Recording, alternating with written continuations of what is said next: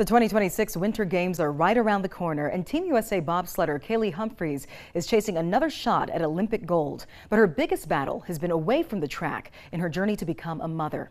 Simone Eli has her story in tonight's Athletes Who Inspire.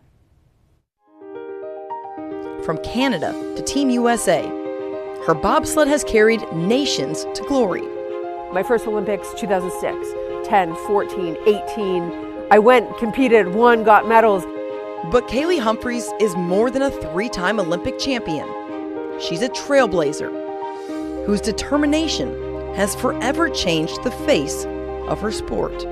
We only ever had one event where men had two. Men had 2 men and 4 men, women only had 2 men. And I lobbied for a lot of years to show women were capable because I was told we're not strong enough, we're not skilled enough drivers. That then opened the door to, okay, we need equal medal opportunity, at least allow that, which is how monobob was born. And it's only fitting that the first ever Olympic monobob competition would end with Humphries atop the podium in Beijing for Team USA. Pressure was high, and to have that gold medal was just, it really meant everything. It was a culmination of a lot of different battles internally and individually that I had to fight to get through. That golden moment in Beijing marked the end of one battle. But at the very same time, her greatest test was unfolding off the track. How you feeling? Did you lay all your eggs?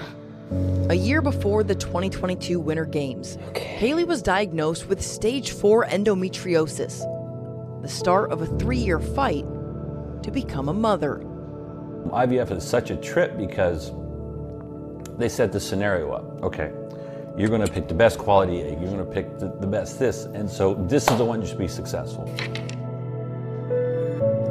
And it wasn't. And then it wasn't again, and it wasn't again.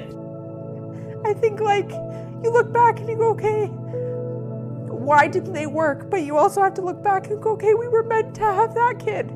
When I look at it that way, it makes the hard ones not so crappy.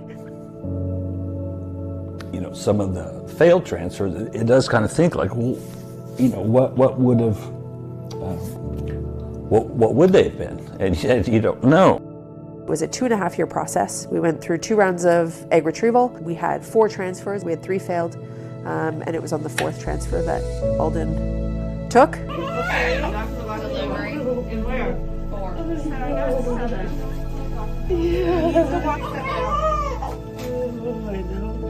It worked, and there was definitely times in sport that got me through the IVF stuff, and then there was times going through like the IVF stuff now. I'm going to be able to take a lot of that, and I really do feel stronger and better. Remarkably, less than 6 months after giving birth, Humphries was back on the ice, competing in the World Cup in Germany. She finished 7th with the top sled for Team USA. Some of the qualifications for the Olympics this year started last year, so I didn't have a choice just to take last year off. These days, workouts look a bit busier for the world's most decorated female bobsledder.